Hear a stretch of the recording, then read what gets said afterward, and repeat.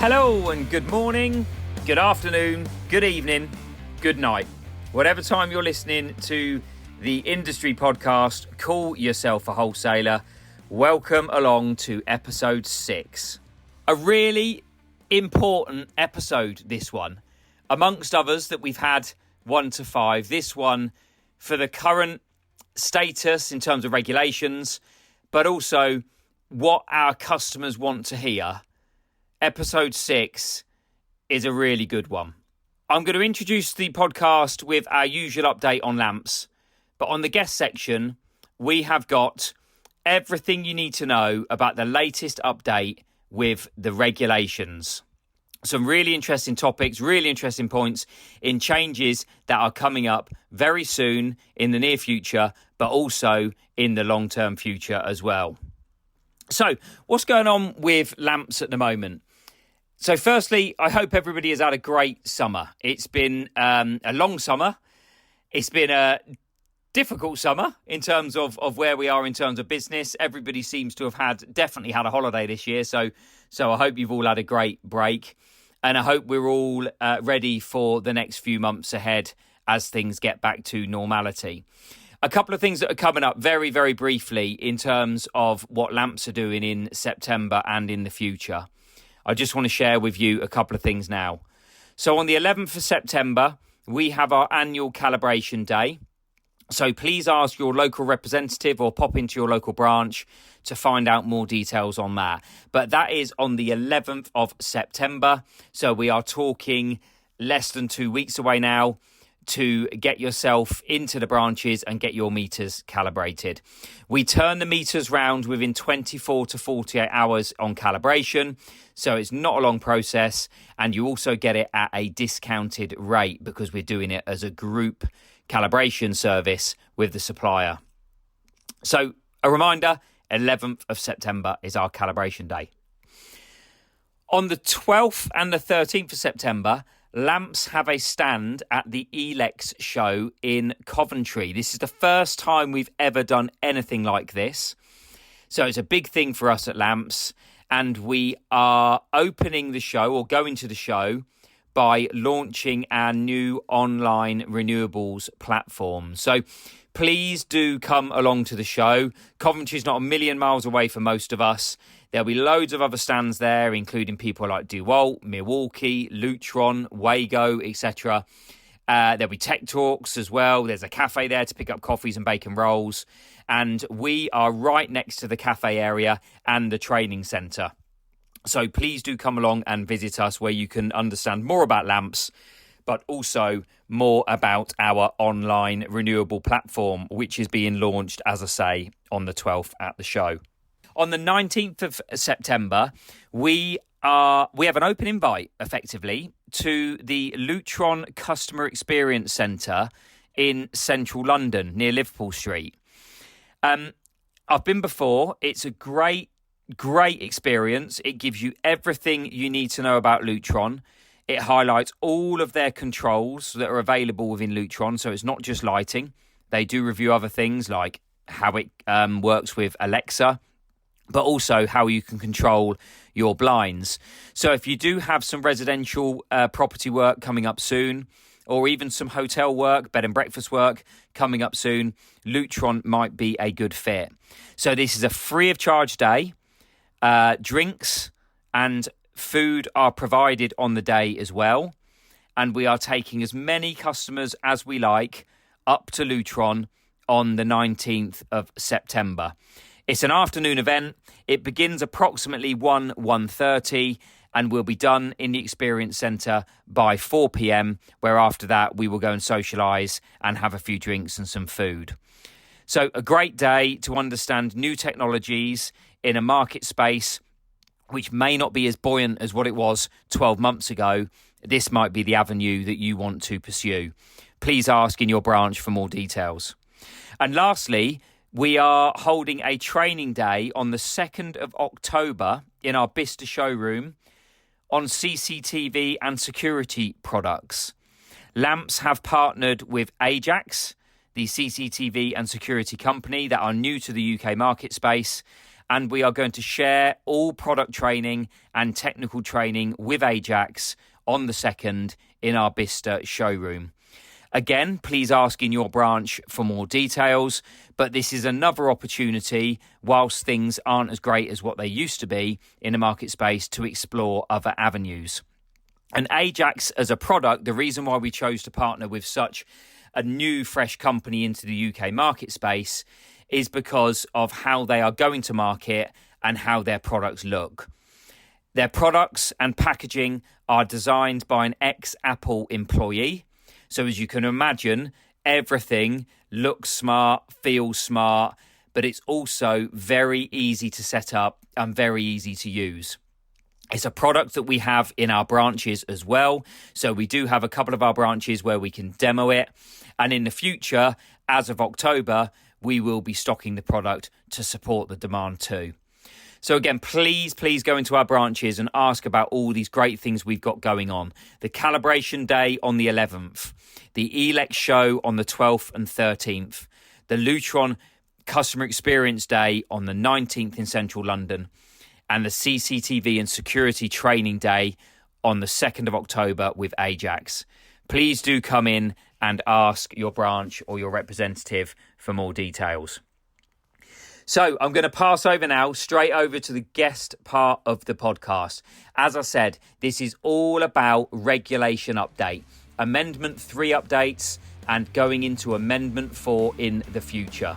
Something that all of our electricians need to know about, and I'm hoping you enjoy the guest part of the podcast.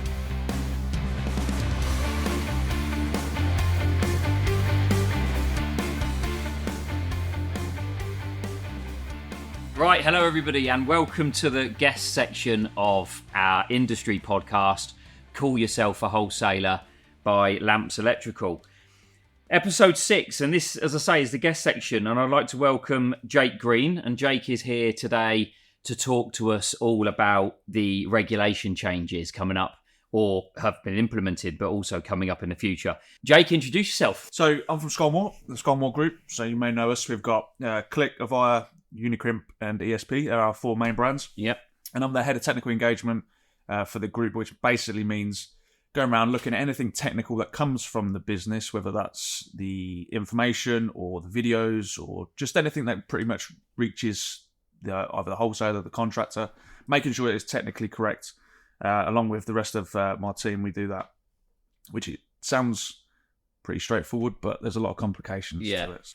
Right, Jake. So before we get started, we generally do a question to break the ice a little bit on our podcast. So a couple of questions to sort of get the listeners to feel what Jake's like as a person. As it's relevant for today, because as we're recording this today, Oasis have just announced their reunion, which is amazing. So Oasis or Queen? Ooh, that's a very good question. And as much as I like Oasis, I think I'm going to have to say Queen. And the reason I'm going to say Queen is because the film that was out was absolutely phenomenal. It's probably one of my favourite films of all time.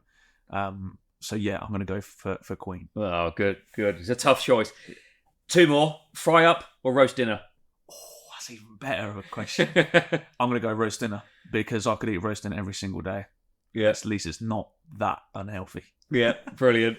And the last question before we get going, and the answer to this question will determine how well the podcast goes or not. What football team do you support? I support Spurs. I don't know if that's a good thing or a bad thing, but what I do know is I'm never disappointed with anything because they always let me down. So I'm just sort of used to it already. Absolutely. And I'm a Tottenham fan as well. And I think you're right. Being a Tottenham fan, it creates natural persistence in you. Yeah. Because we always fail. So yeah, no, good. So today, Jake, I've invited you in to talk about the latest updates in the regs and also the updates in the future that are coming in 2026. We'll go through a couple of questions, but the first port of call is actually our customers knowing where to go to find out this information, I think, for me. As I said to you earlier on, the working branch level, which I haven't done for 6 years now, you learn on the game, basically on the day job, you learn and you sell the stuff and you learn as you go through. And I think sometimes that's a way of life in a way, but it's also quite relevant for our Sparkies, isn't it? So where can they find info, first of all, on the latest changes? Okay, so we're in a bit of a weird spot at the minute of recording this podcast, is purely because we've had Amendment 3 come out.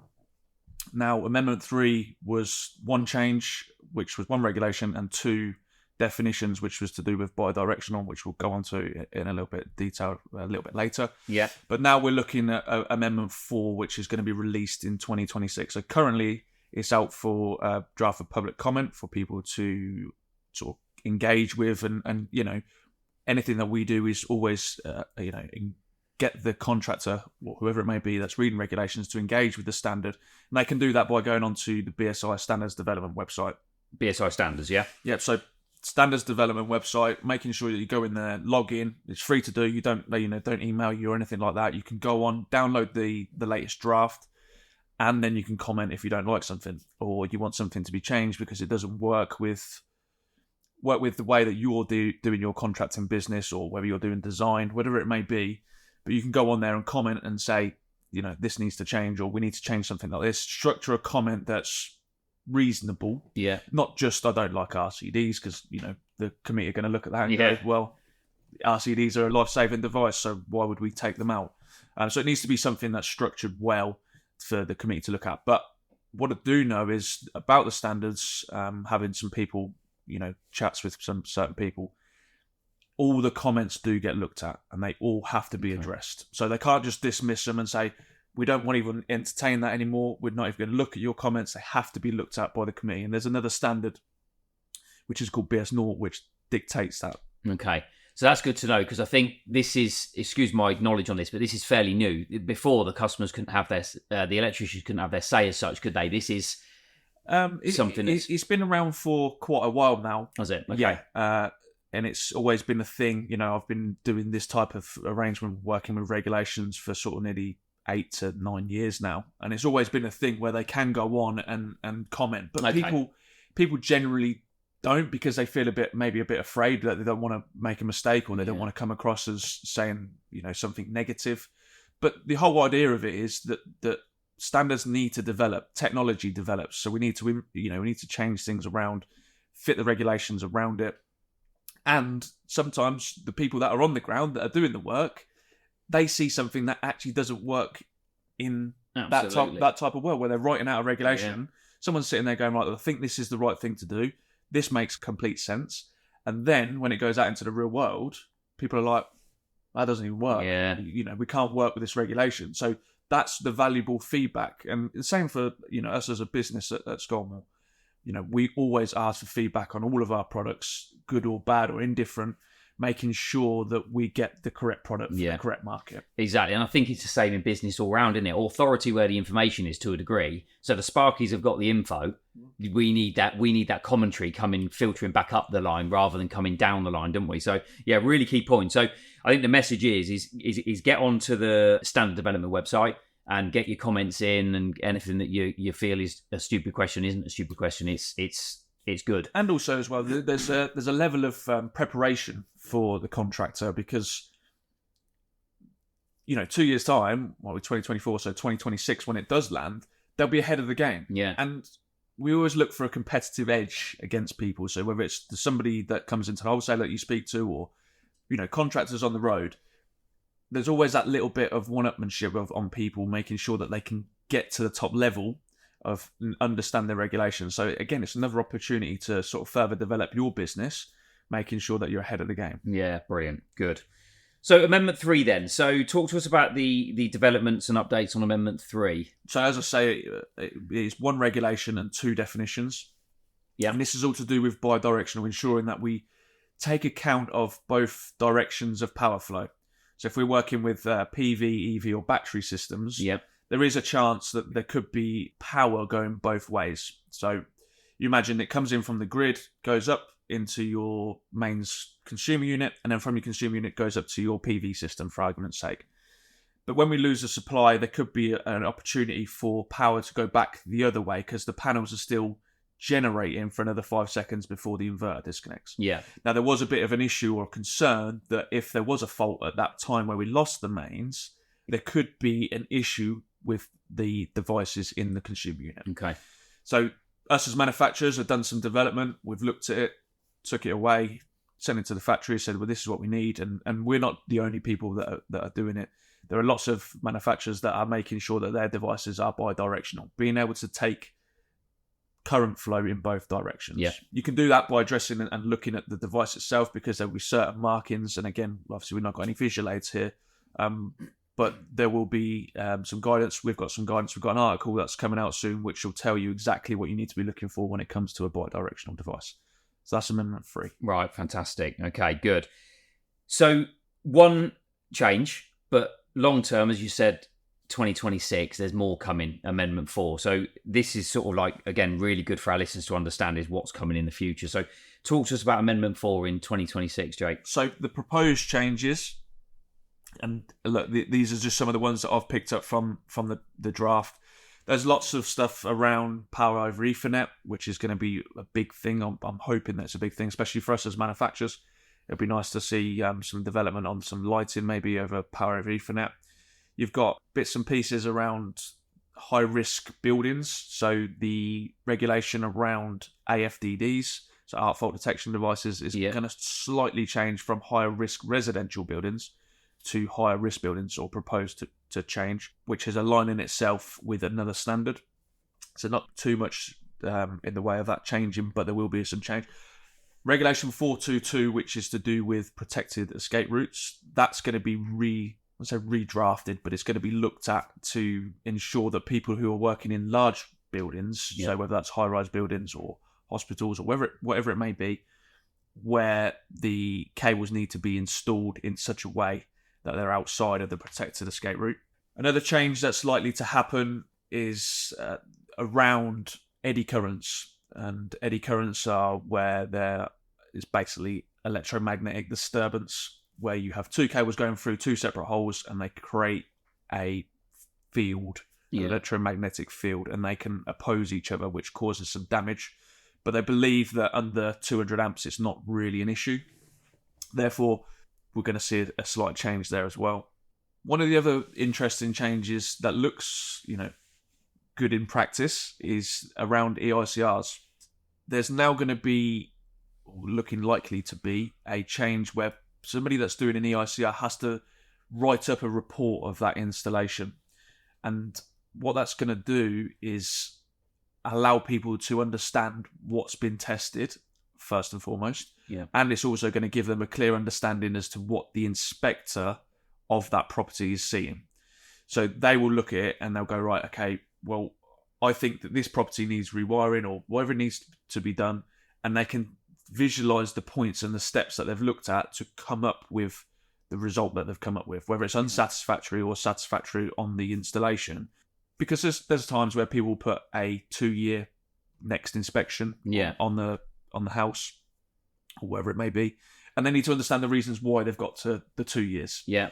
Because, yes, it is the inspector doing the EICR, but at the same time, there needs to be some sort of justification as to why they've given it what they've given it. Not just, I'm giving it 2 years. Yes, you've come up with your coding.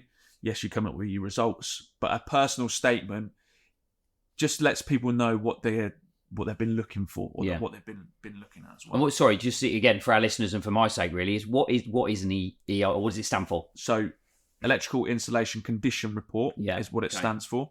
So that's basically where someone will go in and they will do a test of the whole property, making sure that the wiring is safe for continued use. Okay, and that's initially done. So on a new build development, that'll be done before the resident moves in. Yeah, so that's called an EIC, so that's an Electrical Installation Certificate. Okay. That will determine that all the wiring in there is safe and it's all been tested, making sure that it's going to work for the allotted time, which is generally either 5 or 10 years, depending on the property. Yeah. And then at that point there, when that 5 or 10 years hits, someone will come in and do an EICR, which is an Electrical Installation Condition Report. Okay. Making sure that the property is still safe for continued use. It makes me wonder always. I've always thought this. We get our gas boiler serviced every year, and that's pretty much law now, isn't it? I mean, your insurance is invalid if not, or whatever.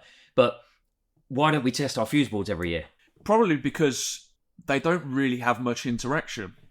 They just sit there and work. And I know can appreciate that people will say that with a boiler, but there's so many moving components inside a boiler, as well with a electrical installation. It pretty much just sits there and is either on or off. Unless you're doing considerable amounts of work, you're changing things continuously. Generally speaking, the allotted time that is given to that property, because they're all different depending on the guidance from Guidance Note 3. Yeah. They're all different depending on the type of property.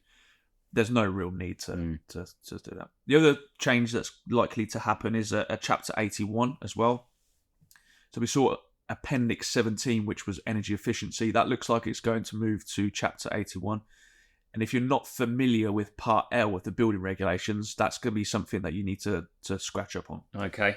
So there's quite a few amendments there that everybody needs to be aware of. And I think that going back to what we discussed at the start of the podcast is how important it is that customers have their say, because they've got 2 years to do it. Well, so they actually don't have 2 years. The official dates for the draft to come out was the 7th of August 2024, and then they get up to the 3rd of November 2024. Oh wow! So a two month window then. Okay. And the reason it's like that is because they have to take all of those comments, work on all of that, making sure that they're structured, making sure that they're actually fit for purpose. Yeah.